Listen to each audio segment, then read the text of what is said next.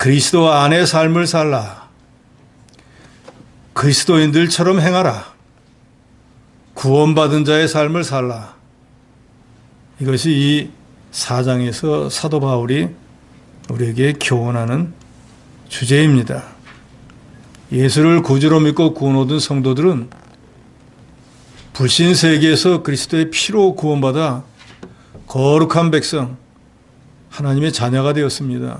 그렇기 때문에 이 세상의 삶을 살아갈 때에도 비록 우리가 불신자와 섞여 살아도 우리는 우리의 본향이 이 땅이 아니고 하늘나라인 것을 분명히 알고 하늘 백성인데 이 땅에 잠시 와서 그 나라에 가서 살기에 합당한 인격과 실력을 준비하는 과정인 줄 알고 이제는 세월을 아껴서 믿는 일에 열심을 내어서 장차 우리 본향에 갔을 때 거기에 살기에 합당한 모든 것을 갖추어야 됩니다.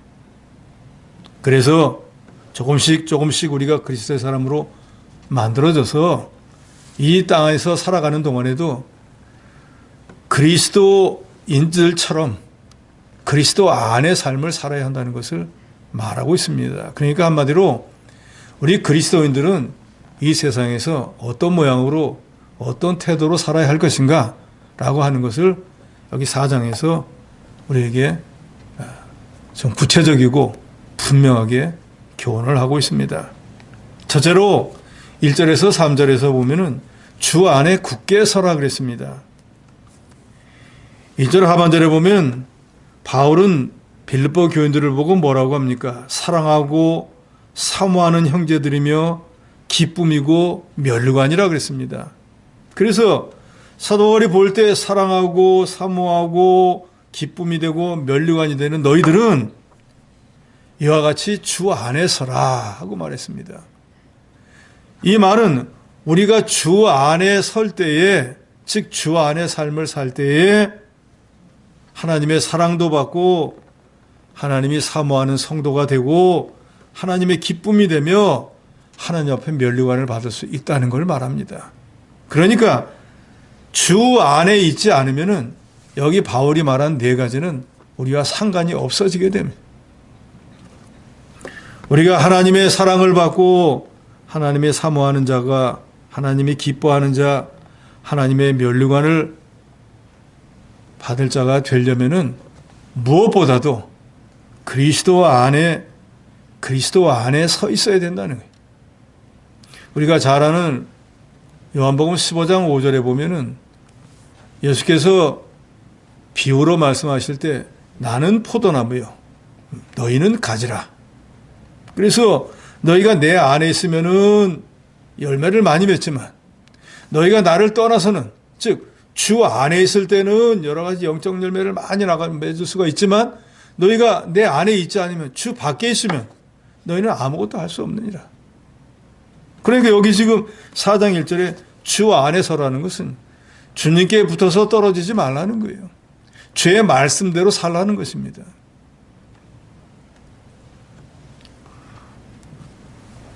바울의 삶의 목적, 또 바울이 살아가는 동기는 주께서 자기에게 주신 이 사도의 직분을 감당해서 죽은 영혼들을 살려내고 그 영혼들이 점점 살찌워져서 하나님 앞에 갔을 때 면류관 상을 받는 사람으로 만드는 것입니다.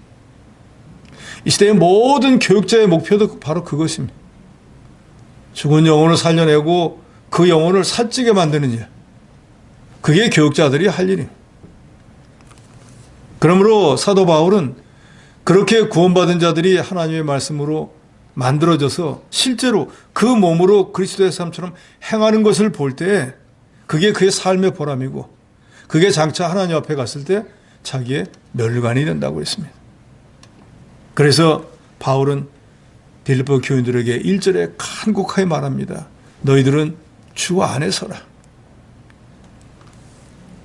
그런데 그 당시에 이미 3장에서 우리가 보았지만 그 빌립보 교회에서 성도들을 미혹했던 율법주의자 또는 세속적 그리스도인들은 그런 거 아니고 뭐 할례도 행해야 되고 이것저것 갖다가 하나님 말씀이 아닌 것을 가지고 미혹하는데 그런 헛된 것에서 빠지지 말고 그리스도 복음에 바로 서라는 것입니다.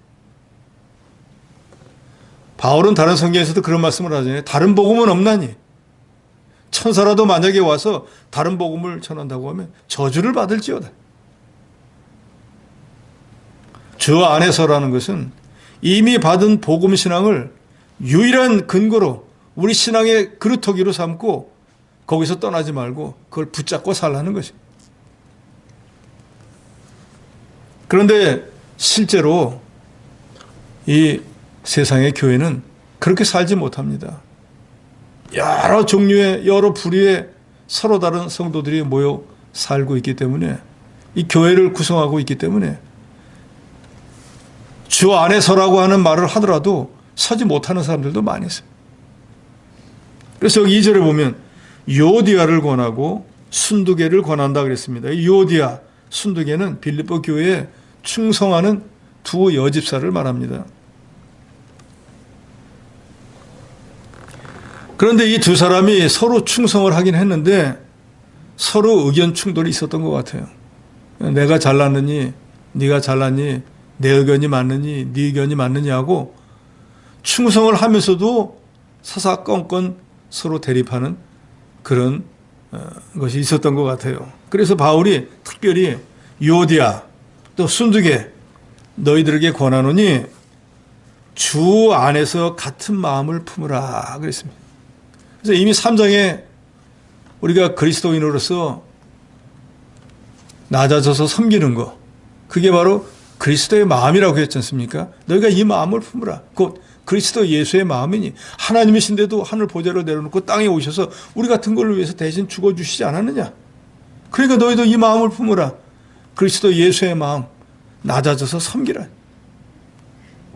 그런데 하나님의 일을 한다고 하면서 충성스럽게 한다고 하면서 그 충성하는 사람들이 서로 협력을 하면 시너지가 나가지고 2배, 3배의 하나님의 교회에 유익을 줄 것인데 서로 내가 잘났다, 네가 잘났다, 내가 맞다, 네가 맞다 하면서 충성을 하되 서로 이렇게 하니까 하나님의 교회에 분란도 나고 일은 잘 되지 않으니까 바울이 이 유오디아 순두개에게 주 안에서 같은 마음을 품으라. 같은 마음을 품으라는 건 그리스도의 마음을 품으라는 거잖아요. 우리가 분명히 한 가지 알아야 되는 것은 우리 예수 믿는 모든 성도들, 하나님의 교회 지체들은 내가 잘나서 하나님이 뽑아서 나를 성도로 삼아주신 것이 아니라는 것입니다. 우리는 하나님의 교회에서 일을 하기 위해서 하나님이 그 어떤 재능이나 또 어떤 그런 어떤 은사나 이런 것에 따라서 어떤 사람은 목사로 부르기도 하고 어떤 사람은 장로가 되기도 하고 또 집사나 일반 성도나 각각 다른 일을 맡겨놓은 거예요. 모든 사람이 다 같은 일을 할 수는 없잖아요. 그래서 서로 다른 일을 하되 그런 재능이나 은사에 따라서 직분을 구분해 놓은 것뿐이에요. 그런데 어느 한 직분이나 어느 한 은사도 귀하지 않은 게 없습니다. 중요하지 않은 게 없다고 말해요. 다 중요한 거예요. 그렇기 때문에 3장에서도 이미 말씀했잖아요. 남이 무엇 하든지 그런 거 상관하지 말고 자기 짐을 먼저 져야 돼. 그러고 나도 힘이 남은 게 있으면 그때 남의 짐도 져줘야 되지만 자기 짐도 못 지면서 남의 짐을 지는 사람은 어리석은 사람이에요. 그런데 하나님의 교회의 모든 지체들이 존속하는 그 이유는 뭔가? 그것은 오직 이 교회의 머리가 되시는 예수 그리스도를 영화롭게 하는, 또 이 지체들이 모이는 교회 머리가 되신 예수 그리스도, 몸이 되신 이 교회를 유익하게 하기 위해 딱 두 가지예요. 머리가 되신 예수 그리스도를 영화롭게 하고 몸이 되는 교회를 유익하게 하기 위해. 그러니까 아무리 유오디가 됐든 순비가 됐든 자기 의견이 맞고 일을 많이 하고 충성된다고 할지라도 하나님을 영화롭게 하고 교회에 유익이 되지 않으면 하지 말아야 되는. 그래서 이미 고린도서에 보면 그런 말씀이 있잖아요. 우리가 무엇이든지 다 할 수 있지만 무엇이든지 가하지만 그게 다 유익한 것도 아니고 다 덕을 세우는 것도 아니니까 우리가 돌아보아서 이게 덕이 안 되겠구나, 이게 교회 유익이 안 되겠구나 하면 내 의견이 아무리 맞아도 내가 아무리 충성을 해도 하지 마는 것, 그것이 믿음이라 그랬다.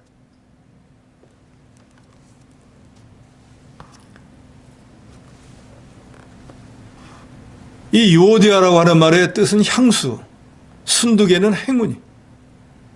그러니 이 두 사람이 합력하면은 없던 행운까지 와가지고 온 교회에 향수가 날리듯이 하나님에게 엄청 유익을 줄 거 아니에요. 그런데 향수는 향수 따로, 행운은 행운 따로 하니까 이게 이것도 아니고 저것도 아닌 게 돼버리고 오히려 분란만 일어났다. 오늘날 교회에서도 이런 일은 부지기수로 있습니다. 어떤 사람은 자기가 주인이 되어야지만 하고 자기 말을 안 들어주면 안 하는 사람들 많잖아요. 그런데 우리가 이 교회에 무엇 때문에 모여있고 내가 왜 이 교회 지체가 되는지 우리가 먼저 알아야 돼. 나는 우리 주님을 영화롭게 하기 위해서 이곳에 와 있고 우리 교회를 유익하기 위해서 여기 모여 있는 거예요. 그러니까 이 주님을 영화롭게 하고 하나님의 교회를 유익하게 하는 일에 조금이라도 지장을 주면 내 의견, 내 생각은 버려야 되는. 그리고 다른 사람 생각이라고 할지라도 그 사람의 하고자 하는 것이 하나님을 영화롭게 하고 하나님께 유익을 준다고 하면 내 생각을 다 버리고 따라가는 게 이게 정말로 하나님에게 지체로서의 믿음인 것입니다. 그러려면 내 생각도 있지만 자존심도 있지만 우리는 주 안에서 내가 지금 주 안에 있는지 주 밖에 있는지 깨닫고 내가 주 안에 있다고 하면 주님의 마음을 가져. 내가 낮아져서 섬겨야지 라고 한다고 하면 상대방을 나보다 낮게 여길 수밖에 없잖아요. 우리가 예수의 마음을 품으면 주 안에서 모든 일이 다 됩니다. 내 마음을 품으니까 안 되는 거예요. 내 생각에 다른 사람을 맞추려니까. 주님의 마음을 품으면 주님을 영화롭게 하고 하나님의 교회에 유익되는 일만 하려고 하지 않겠습니까? 교회 생활은 내 만족을 위해서 하는 것이 아니고 주님을 기쁘시게 하고 성도를 유익하게 하고요. 이 시대에 우리 성도들도 이 점은 분명히 깨달아야 돼요. 나는 내가 나오기만 하면 모든 성도들은 나를 마음을 맞춰주고 기쁘게 해줘야 된다. 그건 착각입니다. 오히려 이런 마음을 먹고 가야 돼요. 오늘 가서 내가 성도들 나 말고 다른 사람들 마음을 다 기쁘게 해줘야지. 이런 마음을 먹고 가야 된다 그 말이에요.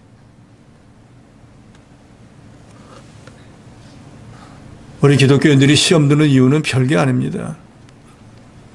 자기 마음에 들지 않고 자기 뜻대로 안 되니까 시험 드는 거예요. 우리 기독교인들이 다른 사람을 나보다 낮게 여기고 나는 사람들 앞에서 나를 낮추면은 뭐 대접받으려고 할 것도 없습니다.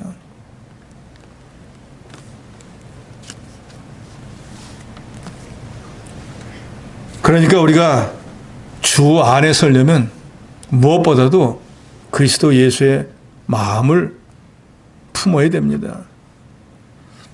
주 안에 굳게 서기 위해서 그리스도 예수의 마음을 갖는 저 여러분이 되어야 되겠습니다. 두 번째로는 4절 5절에 보면 항상 기뻐하며 관용하라 그랬습니다. 4절에 보니까 주 안에서 항상 기뻐하라.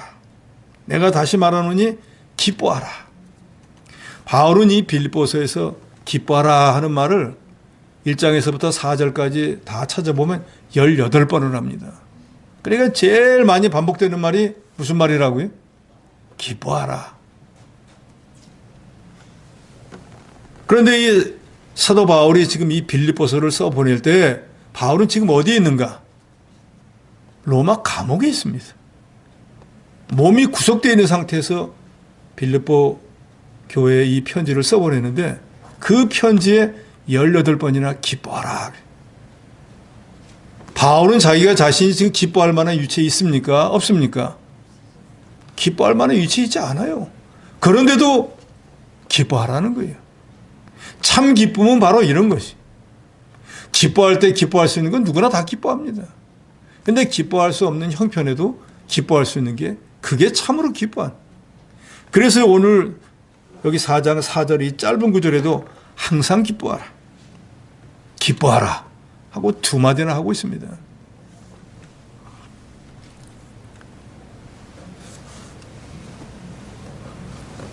기뻐하려면 어떻게 하면 기뻐할까요?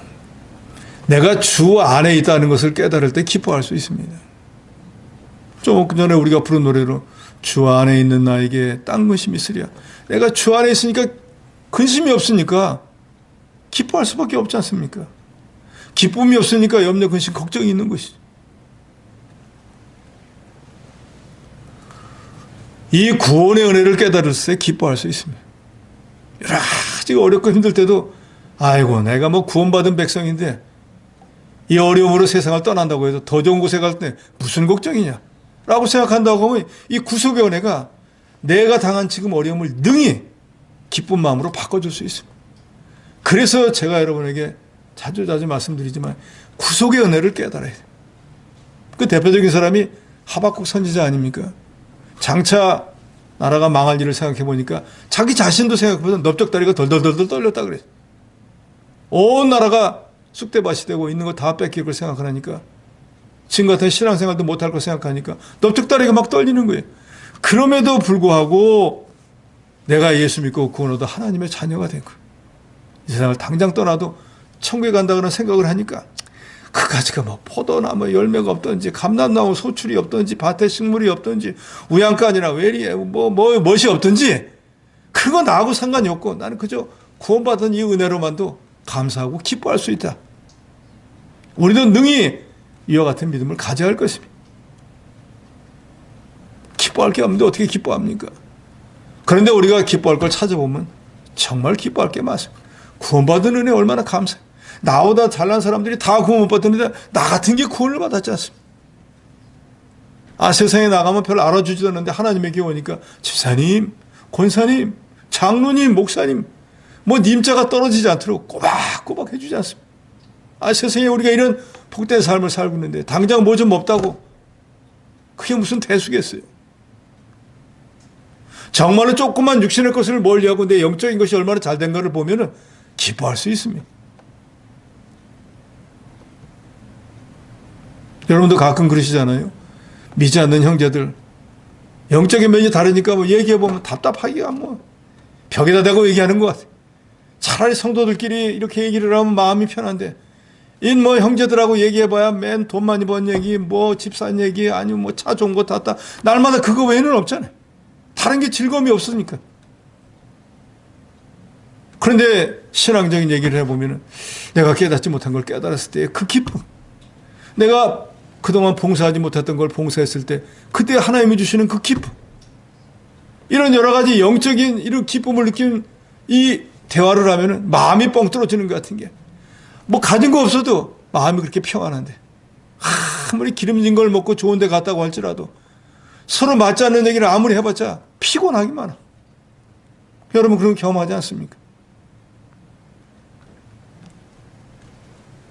세상 일이 잘 될 때뿐만 아니라 세상의 것이 잘 안 된다고 할지라도 합력하여 선을 이루는 하나님이 나중에 보면 우리에게 복되고 유익하고 좋은 거를 주실 거, 이걸 믿는 믿음으로 산다고 하면 우리가 기뻐할 수 있지 않겠습니까? 지금 당장 어려움이 닥쳤지만 하나님이 합력해서 선을 이루게 해줄 거야. 분명히 우리가 배운 대로 하나님은 우리에게 좋은 거, 유익한 거, 복된 거 아니면 안 준다고 했으니까 이게 지금 내가 보기엔 안 좋지만 전하의 복이 돼서 분명히 나에게 좋은 걸 줄 거야 라고 한다면 욥처럼 고난을 당해서도 하나님을 원망하지 않고 자기 순전을 지킬 수 있을 것입니다. 항상 기뻐하는 거, 시험 많은 이 세상에서 우리 성도만이 누릴 수 있는 특권입니다. 구원받지 않은 백성이 어떻게 이 구속의 은혜를 깨닫고 감사할 수 있겠어요? 그 사람들이 이해 못합니다. 그런데 정말로 그런 시험을 당했을 때 우리가 이 구속의 은혜, 주 안에 있는 삶을 사는 걸 가지고 기뻐하는 걸 보면 그 사람들이 이해 못하면 그게 바로 내가 그만큼 믿음이 장성해진 거예요. 근데 믿은 지가 수십 년이 되는데도 여전히 똑같다 그러면 내가 문제가 있는 거예요. 내가 정말로 주 안의 삶을 살고 있는지, 구속의 은혜를 깨닫고 있는지 한번 되돌아봐야 됩니다.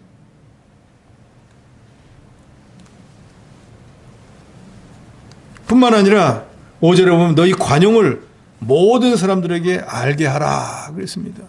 관용은 널리 용서해 준다는 거잖아요. 널리 용서해 주려면 그 근본이 뭐가 있어야 될까요? 사랑이 바탕이 돼야 됩니다. 그래서 주 안에 서려고 할 때도 그리스도의 마음을 품어야 되고, 널리 관용하려고 하려도 그리스도의 마음이 있어요. 사랑이 있어야 된다 그 말이에요. 그래서 베드로서에 있는 말처럼 사랑은 헛한 허물을 덮는다 그러죠. 용서해 줄 수 있다 그 말이에요. 그래서 사랑의 본체가 되시는 예수 그리스도는 너희가 서로 사랑하라 하는 말도 하지만 베드로가 말하잖아요. 제 형제가 잘못하면 제가 7번 용서해 줄까요? 마치 나아만이가 요단강에서 7번 담근 것처럼 7번은 만수라 그 말이에요. 인간이 할 수 있는 최대 숫자라 그 말이에요. 제가 이만큼 해주면 될까요? 한데 예수님은 아니 부족해. 70번씩 7번이라도 해줘. 이게 바로 사랑의 본체가 되는 예수 그리스도가 우리에게 하시는 말씀. 그러니까 우리 믿는 사람들은 용서할 수 없는 것이 있다 없다? 없다는 거예요. 다 용서해 줘야 된다는 거예요.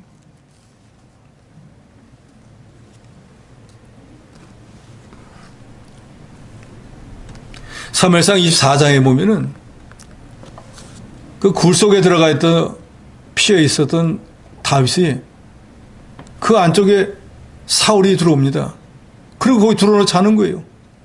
그러니까 다윗의 부하들이 뭐 여러 번 할 것도 없습니다. 명령을 내리고 한 번에 제가 사울을 죽이고 원수를 끝내고 이제 평안한 삶을 살 수 있습니다 하니까 다윗이 안 된다. 그리고 나와서 사울을 부릅니다.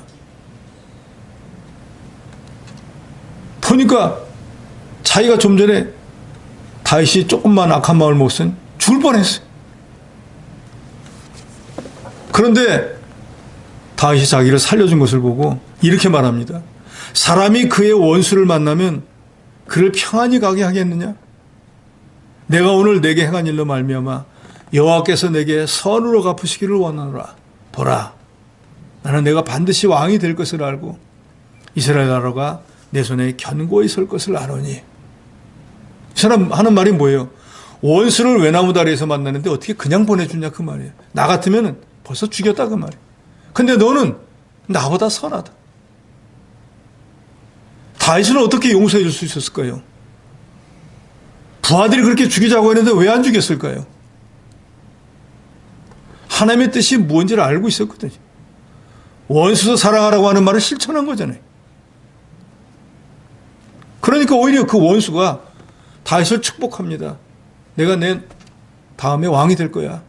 그리고 지금 내가 왕이 돼가지고 늘 블레셋의 칭송을 받는 것처럼 이렇게 내 자식이 왕위를 이을까 안 이을까 이런 염려 근심 안 하고 너는 그 나라가 내 손에서 견고히 설 거야 하고 오히려 사울이 축복을 해주는데 얼마 있다가 그 말 그대로 다윗이 나라를 이어받게 됩니다. 그러니까 널리 관용했더니 원수까지 사랑했더니 그 결과가 원수에게 간 게 아니라 자기에게 돌아오더라는 거예요. 결국 내가 남을 널리 용서해주면은 그 용서해준 그 모든 것들이 나중에 내게 더 좋은 것으로 돌아온다는 거예요. 그러니까 이 시대에 우리 예수 믿는 모든 성도들도 할 수만 있으면은 관용이라고 했잖아요. 널리 용서해주라. 내가 누구는 되고 누구는 안 돼 하고 골라가지고 용서해주는 사람이 되지 말고 다 용서해주는. 또 성경의 야고보서에 보면은 만약에 우리가 그런 마음을 안 먹고 긍휼히 여기는 마음을 안 가지면 나중에 내가 어려움 당했을 때 하나님 나를 긍휼히 여기지 않는다 그랬어요. 우리가 예수 믿고 구원 얻은 성도 아닙니까? 그러니까 우리가 주 안에서의 삶을 살려면은 무엇보다도 항상 구속의 은혜를 깨닫고 기뻐하고 구원받은 나 같은 사람도 구원을 받았는데 저 사람도 구원받기 위해서 저렇게 악한 일을 했지만 내가 믿음으로 용서해주면 저 사람이 또 구원받게 될지도 모른다 하고 모든 목적을 거기에 맞추고 널리 용서해주면 그 사람도 분명히 깨달을 거 아니에요. 내가 저 사람한테 이렇게 악하게 했는데 저 사람은 나를 용서해준단 말이야 하고 하면 아주 바보천치가 아닌다면은 오히려 나를 두렵게 생각할 수밖에 없습니다. 뿐만 아니라 저 사람이 예수를 믿으니까 저렇게 여러 사람을 용서하는구나 하고 그리스도의 빛도 드러낼 수가 있는 것입니다. 우리가 주 안에서의 삶을 살며 주 안에서 믿음으로 바로 서서 항상 기뻐하며 모든 사람들을 관용하고 용서해주는, 그래서 그리스도의 빛을 드러내는 그런 저 여러분이 되어야 되겠습니다. 세 번째로는 6절로 7절에 보면 여러 가지 염려할 일이 있을 때 우리 믿는 성도들은, 그리스도인들은 기도하라는 것입니다. 여기 6절 7절로 다 같이 한번 읽도록 합니다. 6절에서 7절까지입니다. 시작. 아무것도 염려하지 말고 다만 모든 일에 기도와 간구로 너희 구할 것을 감사함으로 하나님께 아뢰라. 그리하면 모든 지각에 뛰어난 하나님의 평강이 그리스도 예수 안에서 너희 마음과 생각을 지키시리라. 아멘. 기도는 하나님과 교통하는 일반적인 기도이죠. 간구는 또 특별히 어떤 일이 있을 때 그것을 위해서 간절히 기도하는 것을 말합니다. 이사야서 59장 1절에 보면 여호와의 손이 짧아 구원치 못하심도 아니요 귀가 둔하여 듣지 못하심도 아니라. 그러니까 하나님은 능력이 한이 없고 우리 모든 기도를 들으신다는 거예요. 그런데 우리 기도가 하나님께 상달이 안 되는 이유는 뭔가? 내가 지은 죄가 있어서 그게 죄가 담이 되는 바람에 하나님 앞에서 아무리 울부짖어도 죄를 회개하지 않으면 하나님 앞에 내 부르짖는 것이 전해지지 않는다는 것입니다. 하물며 악한 자라도 하나님 앞에 나와서 기도하면 하나님이 불쌍히 여겨 주십니다. 니네 백성들이 그렇게 악한 백성들인데도 그 왕을 비롯해서 짐승까지도 제위에 앉아서 베옷을 입고 강포한 길에 떠나서 하나님 앞에 살려달라고 기도했잖아요. 그러니까 하나님이 그들의 기도를 들으시고 내리기로 예정했던 재앙을 내리시지 않으셨다 그랬어요. 하나님을 모르는 자가 기도를 해도 하나님이 들어주시는데 저와 여러분같이 구원받은 성도가 내 힘으로 감당할 수 없는 일이 있을 때 주여 불쌍히 여기주십사고 기도하는데 안 들어주실 리가 있습니까?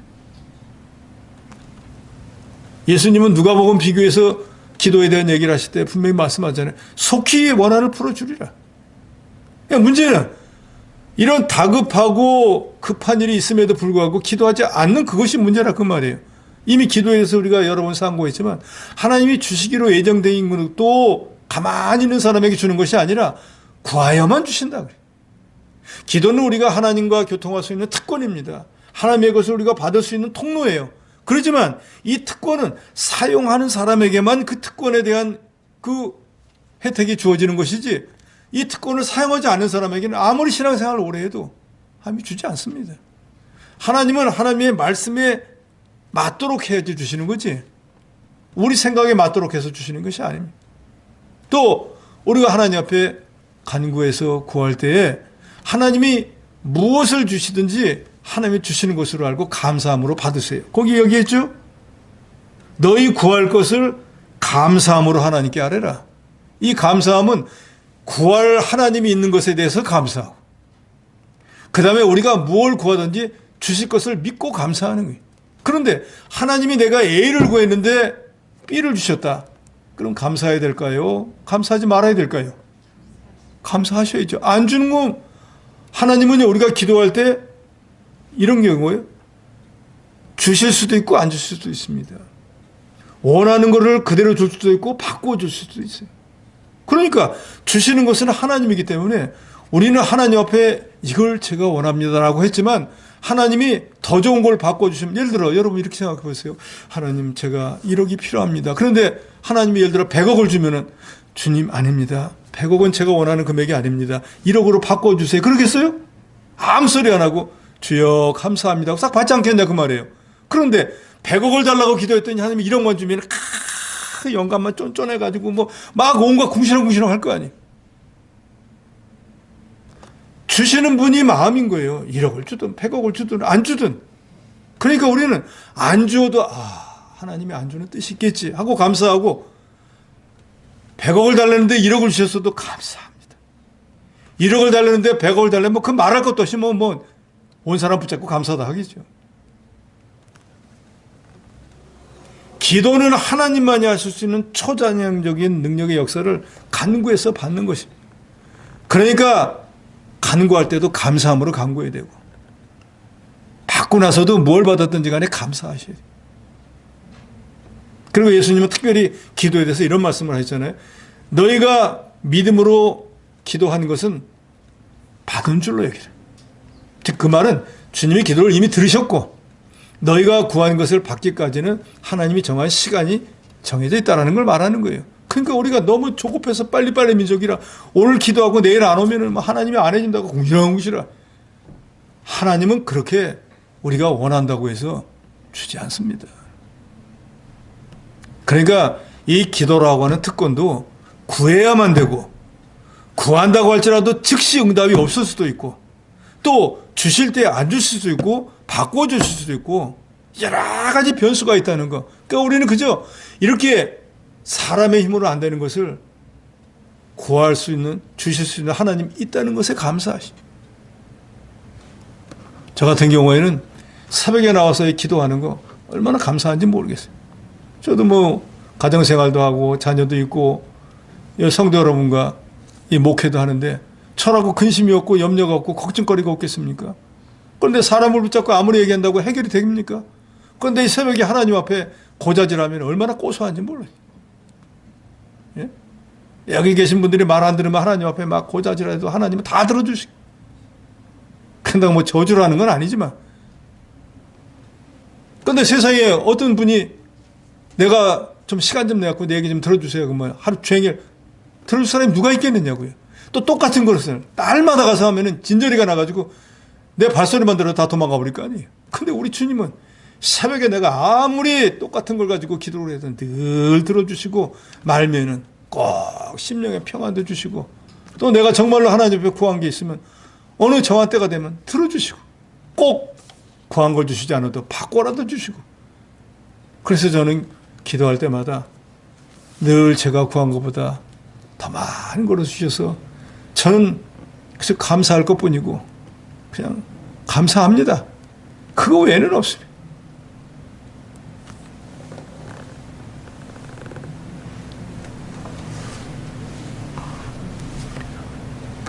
우리 믿는 성도들은 이 세상을 살아가다가 여러 가지 어려운 일들, 내음에 붙이는 일들 부지기수로 만납니다. 그런데 6절에 이렇게 말씀하죠. 아무것도 염려하지 마.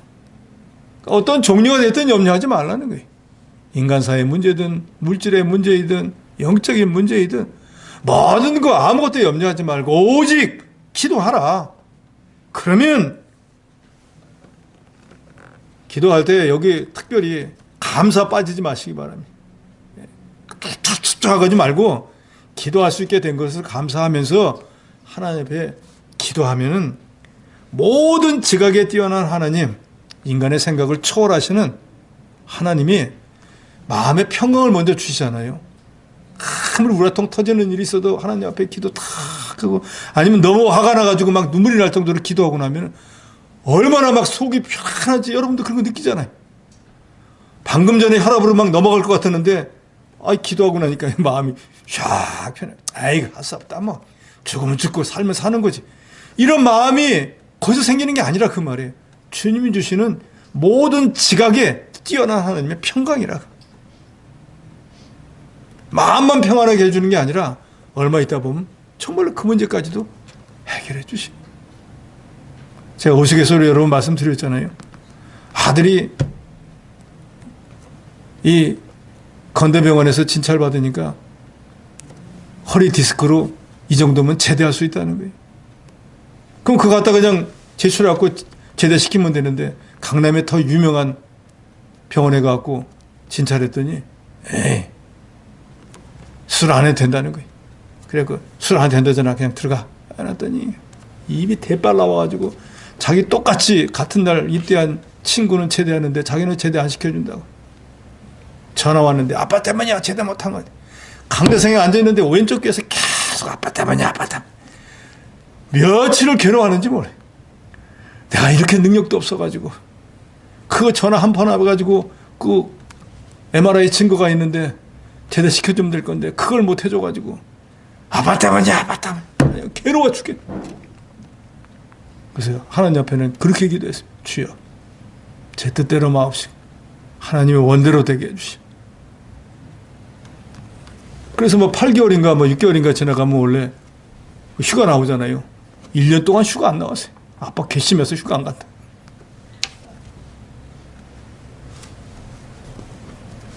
그리고 제대했어요.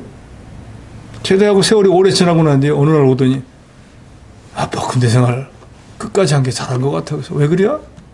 그랬더니 남자들은 모이면 군대 얘기 아니면 축구잖아요.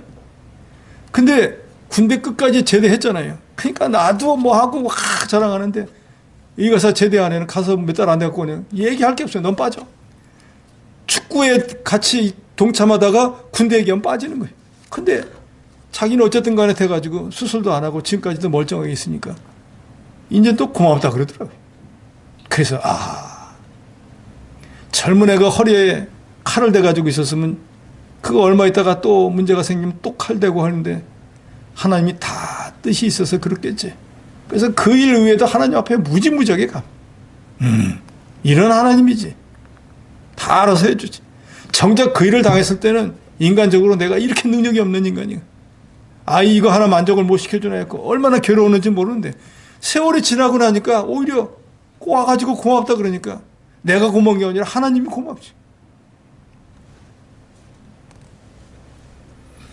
그러니까 우리 믿는 성도들은 어찌하든지 무슨 일을 만나든지 염려, 근심, 걱정하지 마시고 그저 기도로 모든 문제를 해결받는 여러분이 되시기 바랍니다. 그리고 8절로 9절에 보니까 이제 우리가 배운 주의 교훈을 행하는 자가 되어야 된다 그랬습니다. 8절에 끝으로 형제들아 무엇이든지 참되며 무엇이든지 경건하며 무엇이든지 옳으며 무엇이든지 정결하며 무엇이든지 사랑을 받을 만하며 무엇이든지 칭찬받을 만하며 무슨 덕이 있든지 무슨 기림이 있든지 이것들을 생각하라. 그러니까 교회에 유익을 줄 수 있는 일, 또 하나님이 말씀하신 모든 일을 지켜 행하라 그 말이에요. 그래서 9절에 이렇게 말합니다. 너희는 내게 배우고 받고 듣고 본바를 행하라. 우리가 하나님의 교회에서 하나님의 말씀을 배우고 들은 거 행하는 자가 되어야 된다. 야고보서에 말씀하지 않습니까? 듣고 행하지 않는 사람은 자기를 속이는 거예요. 거울을 딱 보니까 얼굴에 검둥이가 묻었어. 아예 가서 지워야지. 한데 거울을 딱 지나고 나니까 그냥 돌아다니는 거예요. 뭔가 본 것이 있으면 뭔가 들은 게 있으면 행하는 자가 돼. 주일날도 말씀했지 않습니까? 너희는 길에 서서 찾아보고 듣고 행하라 그랬어. 이 길이구나. 이게 선한 길이구나. 이거 하면 좋겠네. 까지만 가면 아무것도 안 되고 그렇지 이 길이야. 이 길로 가자 하고 행하는 자가 되어야 된다는 것이. 우리 믿는 사람들은 이제 말뿐이 아니라 말과 행동이 일치되는 삶을 살아야 돼. 그래서 이 시대에 정말로 믿는 사람들의 그리스도의 마음을 가지고 사는 사람들이 어떤 사람인지를 불신자들에게도 보여줘야 됩니다. 예수 믿는 사람이니까 이 사람은 말을 하면 그대로 하는구나. 저건 말쟁이 신앙인이 아니구나. 그러면 예를 들어서 우리가 그런 것처럼 말과 행동이 늘 일치하는 삶을 살면은 사람들이 무서워합니다. 이 사람과 무슨 약속을 지키면은 만약에 어겼다가는 사람 취급 못 받게 되니까. 그리고 또 이 사람과 무슨 약속을 하면 그 사람은 분명히 믿는 거예요. 저 사람은 분명히 이렇게 해줄 뿐이야. 우리 믿는 모든 사람들이 그와 같이 돼야 돼요. 저 사람 말은 못 믿어. 이런 신용 불량자가 돼서는 안 될 것이에요. 그리고 10절로 23절에는 길지만 한마디로 일체의 비결을 배우라는 것입니다. 이 말은 바울이 거기 분명히 이렇게 말합니다. 12절에 나는 비천에 처할 줄도 알고 풍부에 처할 줄도 알아. 모든 일, 곧 배부름, 배고픔, 풍부, 궁핍에도 처할 줄 아는 일체의 비결을 배우노라. 이 말은 바울은 모든 것이 하나님이 주장하시는 줄을 믿고 기쁠 때나 슬플 때나 부할 때나 가난할 때나 그 모든 것이 하나님이 주장하는 것을 믿었을 뿐만 아니라 실제 생활에서도 그것을 실천했다는 거예요. 그러니까 우리가 이 일체의 비결을 배운다는 것은 하나님의 주권적 섭리를 믿어야 됩니다. 여러분이 세상에 온 것도 하나님이 정한 뜻이 세상에 보내신 것이고 우리가 지금 살아가는 모든 것도 하나님의 은혜로 되어주고 있다는 걸 믿는 거예요. 내가 우연히 왔다 우연히 가는 인생이 아니라 그 말입니다. 지금 내가 가난하게 된 것도 지금 내가 부하게 된 것도 다 하나님의 뜻이 있다라고 믿는 거예요. 그러면 지금 내가 좀 과거에 보니까 부했는데 지금 가난해졌다. 내내 가난한 삶을 살아야 되는데 부했었는데 가난해졌다. 하나님이 부하게 될 수도 있고 가난하게 될 수 있으니까 지금 내가 가난하지만 또 하나님 부하게 해줄 수 있다는 믿음이 있어야 된다 그 말이에요. 내내 이러다 죽을 거야가 아니라 그 말입니다. 일체의 비결은 다른 말로 만족하는 비결이에요. 주님이 내게 주신 것이 무엇이 됐든지 저는 만족합니다. 이게 바로 일체의 비결인 거예요. 제가 사골세방에 살든지 큰 집을 사서 살든지 저는 만족합니다. 그런다고 하면 남이 큰 집 사는 거 하나도 걱정될 게 없잖아요. 내가 작은 차 타고 다닌다고 해서 다른 사람 비싼 차 타는 거 하나도 염려 근심 걱정 안 됩니다. 부러울 것도 없어요. 그래서 저는 제 위치에서 제 신앙생활만 잘하면 됩니다. 라고 한다고 하면 아무것도 부러울 게 없고 그게 바로 일체의 비결인데 만족하는 비결이에요. 그러려면 하나님의 주권적인 역사를 믿어야 됩니다. 그래서 13절에 이렇게 말하죠. 13절 같이 씁니다. 시작. 내게 능력 주시는 자 안에서 내가 모든 것을 할 수 있느니라. 내가 주 안에 있으면 요한복음 15장 5절에 주님 분명히 말씀했잖아요. 너희가 내 안에 있으면 너희는 열매를 많이 맺는다.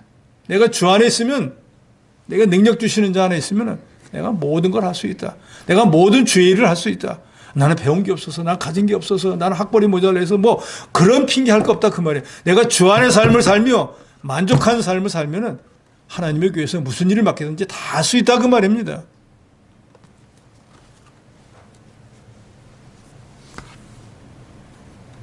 그러니까 만족한 삶을 살려면 무엇보다도 디모데전서 6장 7절 8절의 말씀으로 자족하는 마음을 가져야 돼요. 저는 이 정도면 족합니다. 저는 지금 신앙생활은 이만큼만 하면 족합니다. 뭐 더 많은 것도 필요 없습니다.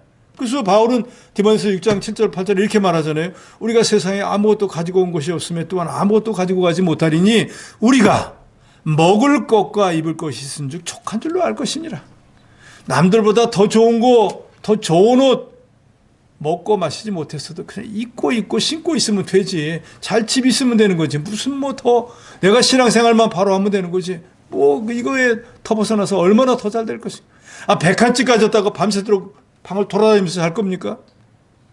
세상 떠나고 나면은 겨우 한 평, 두 평에 묻힐 건데 몇만 평 땅을 가졌다고 무슨 소용이 있겠어요? 미국 같은 데 여러분 사시면은 마당 넓은 집 살잖아요. 풀 안 깎으면 고발당합니다. 우리는 풀 없는 집에 사니까 고발당할 일도 없잖아요. 그래서 거지 부자가 둘이 모여서 그러잖아요.